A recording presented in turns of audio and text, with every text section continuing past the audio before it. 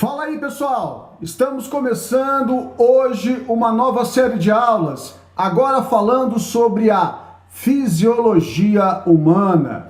Vamos estar falando também algumas coisas comparadas com outros organismos aí, para a gente ter um parâmetro de como a gente funciona. Beleza? Aguenta aí que a gente já volta!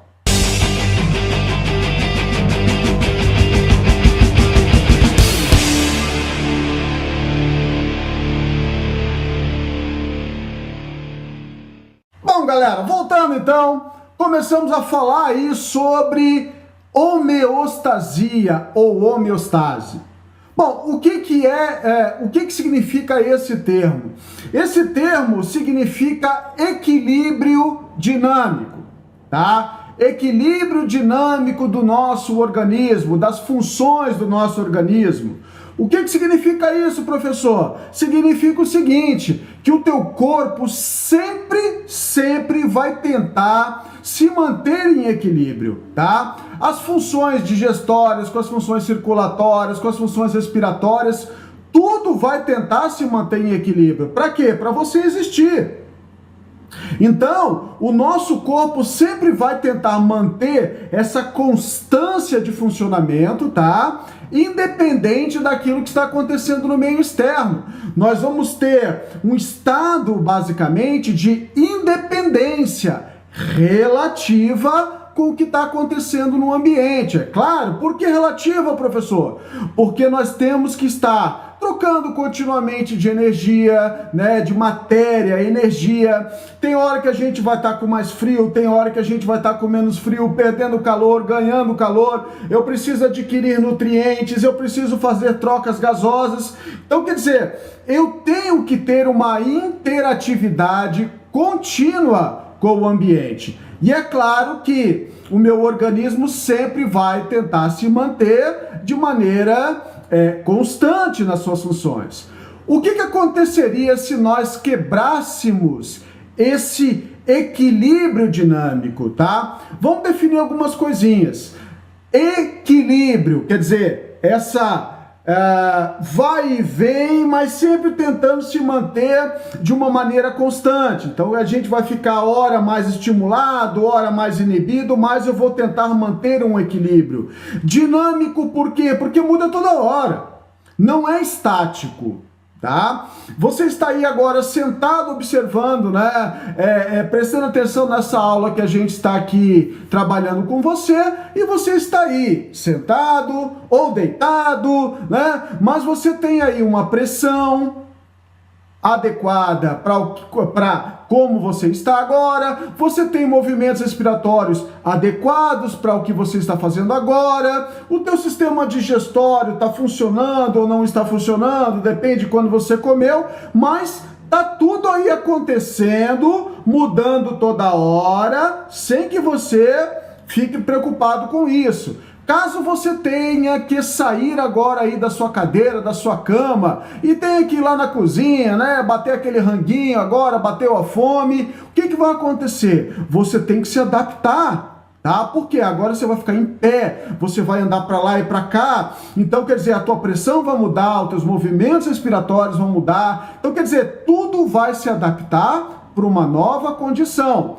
Agora, quando você voltar ao que era antes, né? Voltar lá, ficar deitadão, né? Esse friozinho, ficar lá embaixo das cobertas, né? Então o que vai acontecer? Você vai ter uma nova adaptação, a tua pressão vai se ajustar, a tua respiração vai se ajustar, tudo se ajusta, tá? Então isso que é chamado de um equilíbrio dinâmico. Agora, o que acontece se esse equilíbrio dinâmico for quebrado? Se você não conseguir fazer essa continuidade de mudanças, nós saímos de um estado de homeostase, de equilíbrio, e entramos num estado de doença, tá? Eu costumo sempre falar isso aqui, ó. Ou você tá bem ou você tá mal. Não existe meio bem e meio mal. Ou você está saudável, ou você não está saudável. Se você tiver qualquer quebra dessa homeostase, quer dizer, você saiu do equilíbrio, você vai entrar num estado de doença. Se a tua pressão agora não está mais, o teu coração não está mais trabalhando direito, ou você saiu de um equilíbrio e entrou no estado de doença, tá? Você sofreu uma queda, se ralou inteiro lá, quer dizer, você saiu de um estado de saúde, entrou num estado de doença, porque teu organismo vai ter que se reorganizar com aquilo ali, tá? Talvez vai gerar um quadro de infecção, o sistema imunológico vai ter que ser ativado, eu não sei o que vai acontecer, mas você saiu do equilíbrio e entrou no estado de doença. Agora, o que teu corpo vai ter que fazer? Vai ficar doente? Não, ele vai tentar trazer você de volta para o equilíbrio. Vai fazer o quê? Vai fazer todo o retorno, tá? Às vezes, tá? Isso pode acontecer de maneira natural, mas às vezes você pode ter que utilizar um medicamento, às vezes você tem que fazer algum procedimento, né? Cirúrgico, né? Talvez você tenha quebrado alguma coisa, vai ter que engessar, colocar uma tala, sei lá o que vai acontecer. Mas você tem que sair do estágio de doença e voltar para o estágio de homeostase. Porque se você não estiver em homeostasia e se mantiver em estado de doença, o que vai acontecer? Você vai para 7 palmos, meu querido, tá? Vai bater as botas, vai morrer, tá? Então só tem 3 coisas na nossa vida: ou eu tô bem, ou eu tô mal, ou eu tô morto, tá? Então não existe um cara meio morto, ele tá vivo ainda, porque se ele tiver morto, ele não tá mais vivo. Ok? Então são estados, né? Parece engraçado, mas a gente fala alguns termos assim que às vezes fogem da casinha. Mas a ideia é essa: ou você tá bem, ou você tá mal. Se você tá mal, tem que voltar a ficar bem. Porque se permanecer mal, você vai bater as botas aí, você vai morrer. Beleza? Quem é que trabalha com com esse controle básico aí da homeostase? São 2 sistemas básicos, né? O sistema nervoso e o sistema endócrino. São os 2 que vão controlar basicamente aí tudo aquilo que você faz. É o sistema nervoso, geralmente com ações rápidas, né, curto prazo, e o sistema endócrino, geralmente com ações mais lentas, mais duradouras, médio e longo prazo, é a questão dos hormônios. Então, como é que a gente é regulado dia a dia, em todos os momentos aí? Ou é impulso nervoso, ou é hormônio. Os 2 trabalham em conjunto para te manter vivo. Os 2 trabalham em conjunto para garantir essa homeostase no seu organismo, tá? De maneira, como falar assim, operacional, tem que estar funcionando, tem que estar ali dia a dia, trabalhando tudo certinho. Então, sistema nervoso coordenando, sistema endócrino coordenando para você existir no planetinha. Ok? Agora, como é que meu organismo sabe os limites? Tá? Como é que ele sabe, tá? Para não extrapolar, às vezes, uma ação, tá? Você sofreu lá um susto, o coração disparou, mas o teu organismo sabe que o coração disparou, a pressão aumentou, eu tenho que voltar ao que era antes, tá? Eu tenho que acalmar o meu coração, eu tenho que voltar a respirar de uma maneira adequada, baixar a pressão. Como é que teu organismo sabe? É porque nós temos um mecanismo chamado de feedback, tá? Feedback, ou em português de retroalimentação, tá?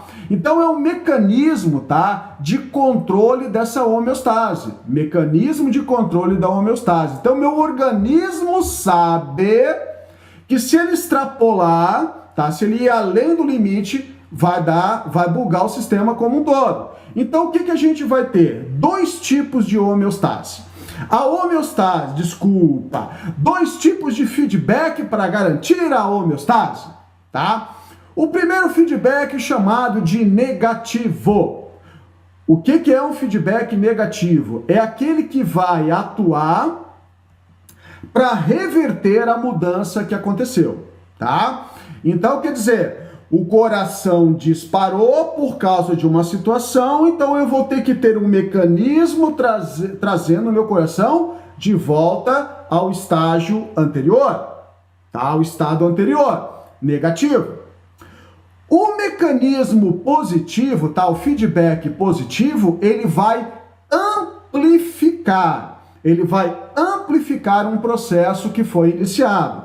Opa!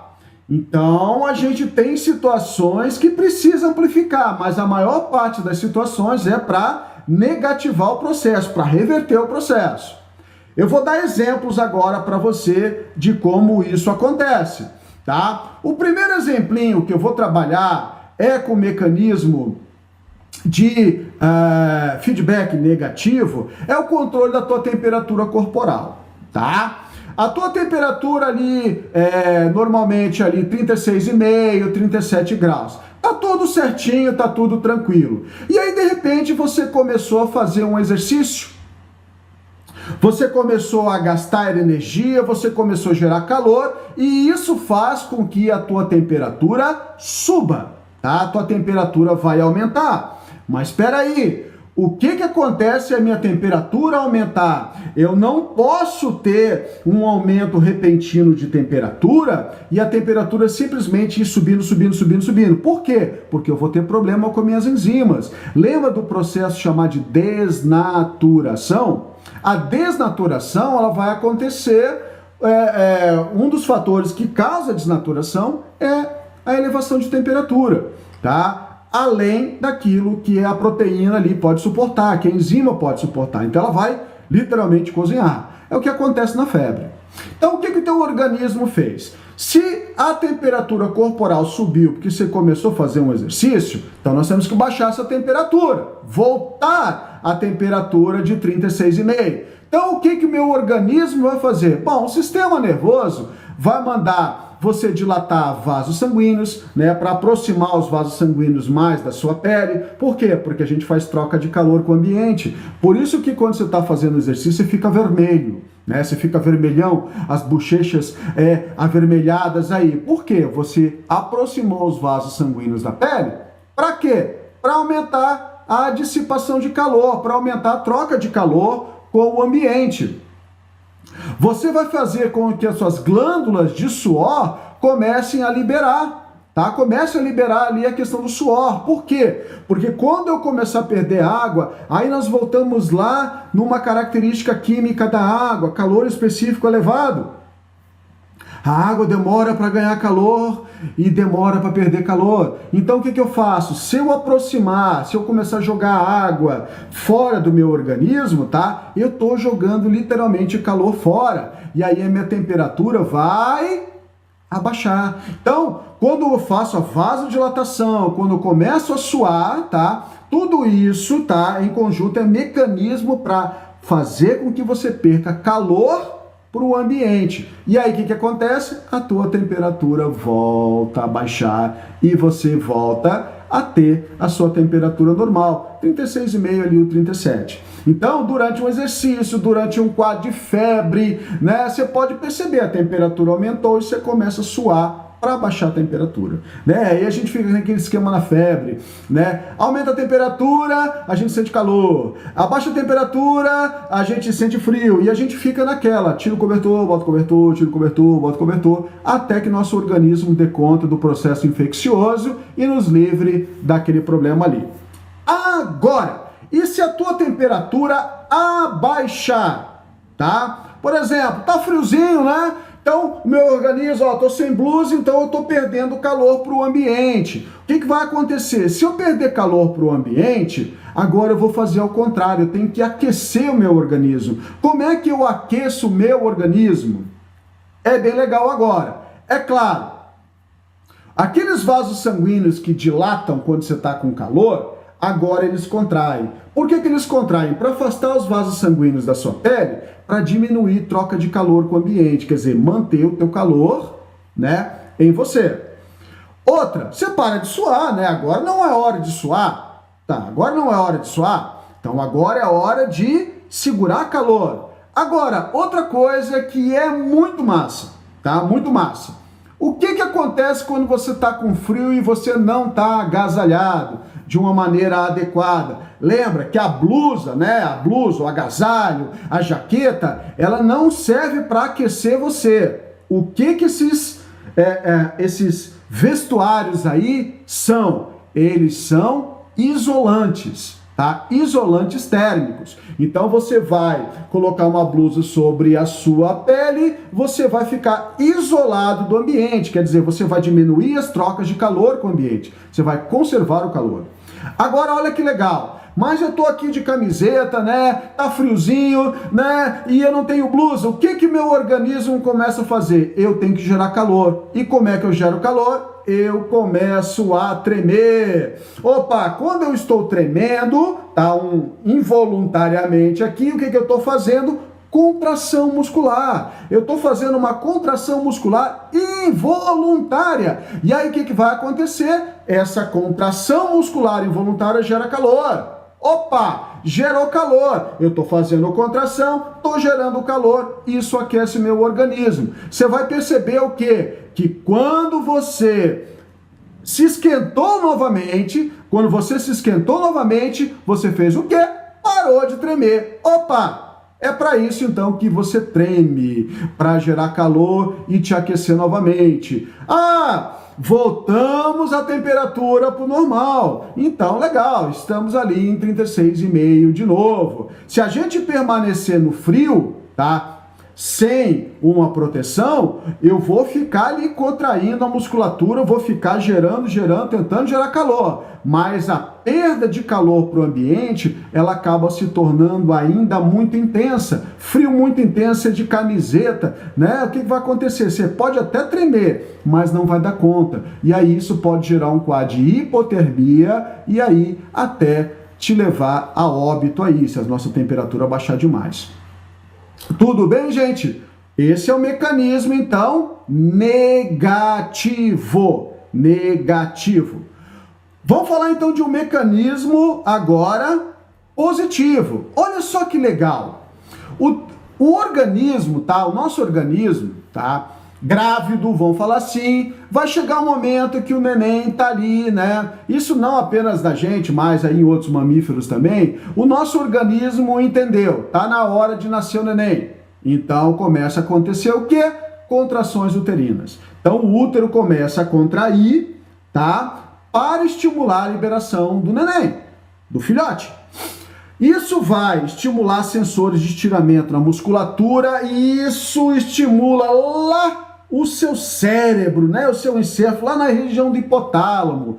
E aí o hipotálamo vai liberar uma substância chamada de ocitocina, tá? Que vai para a hipófise, tá? Que vai para a hipófise posterior, tá? Cuidado, a ocitocina, ela não é produzida pela hipófise. A ocitocina é produzida pelo hipotálamo, jogada na hipófise posterior, e a hipófise que joga a ocitocina na corrente sanguínea. Cuidado com isso aí, hein? Então, a ocitocina, né, agora na corrente sanguínea, vai fazer o quê? Vai estimular mais ainda a contração uterina. Opa, olha só! Eu tenho um hormônio que está agora estimulando a contração uterina. Ele não está diminuindo, né? Como se fosse um feedback negativo. Agora está sendo um feedback positivo, está estimulando. Então, olha só, a ocitocina vai lá no útero e estimula o útero a contrair mais ainda. Contrai mais ainda aí. Aí estimula mais sensores, mais hipotálamo, mais hipófise, mais ocitocina. E vai aumentando, até que o neném, opa, nasceu. Por quê? Nós temos essa estimulação aí acontecendo com esse objetivo, mandar o neném para fora. Agora, olha só que legal que é o nosso corpo, tá? O útero era um trocinho pequenininho, uma merreca do negócio, e ficou monstruoso por causa de um neném lá dentro, tá? Principalmente quando você tem aqueles neném que nasce gigante, tá? Então, o útero cresceu bastante. Agora, o útero tem que voltar ao mais próximo daquilo que era o normal, o dito normal. Então, o que eu preciso fazer? Fazer com que esse útero comece a contrair novamente. E quem vai mandar esse útero contrair novamente? A ocitocina. Então, a ocitocina ela vai continuar sendo liberada para o útero voltar para o tamanho normal. E olha que legal, a criança mamando, tá? É necessário a criança mamar, ok? Né? Toda a parte de defesa, tudo aquilo que a gente já conhece. Mas enquanto a criança está mamando, tá? Quanto mais ela mama, mais ocitocina a mãe produz. Porque a ocitocina é necessário para que haja liberação do leite. Então, as mulheres vão liberar o leite aí, ok? E quanto mais leite ela libera, mais ocitocina ela produz. E aí, quanto mais a criança mama, mais leite, mais ocitocina também atuando lá no útero. Então, o útero também continua contraindo. Para quê? Para voltar ao tamanho normal. Beleza? Então, isso já é um feedback positivo, tá? A maioria das nossas respostas são feedbacks negativos. Legal? Bom, o que nós vamos trabalhar aqui durante essas aulas de fisiologia? Tá? A gente vai trabalhar com as funções chamadas de vegetativas e as funções de relação. O que são as funções vegetativas? São aquelas que mantêm a gente mesmo, assim, ó, funcionais, tá? Então a gente tem as funções de reprodução e as funções de nutrição, tá? As de nutrição nós dividimos didaticamente em digestão, respiração, circulação, a excreção, que mantém aí toda essa parte de nutrientes indo para lá e para cá e assim por diante. Os de relação, né, já vamos ter aí essa nossa interação mais com o ambiente, né? Então, o que está fazendo a gente interagir com o ambiente? Então, toda a parte de coordenação e integração, que vai envolver sistema nervoso e sistema endócrino, toda a parte de sistema músculo esquelético, sustentação, locomoção, sistema imunológico, defesa. Olha o corona aí, né? Eu preciso estar com um sistema imunológico legal, alimentação adequada, tudo para que a gente possa sobreviver ao grande processo aí que a gente está passando, esse processo de ataque e a gente tentando se defender. O sistema sensorial, toda a parte de visão, de audição, da fala, tudo isso tem que ser coordenado. E o nosso revestimento corporal aí, tá? Eita, barulheira! E o nosso revestimento corporal aí para nos blindar também aí de outras entradas aí de micro-organismos, assim por diante. Legal? Essas são as funções fisiológicas que nós iremos trabalhar durante toda essa sequência de aulas que a gente vai estar fazendo aí. Ok? Por hoje é isso aí então, galera. Grande abraço e até a próxima aula. Abraço!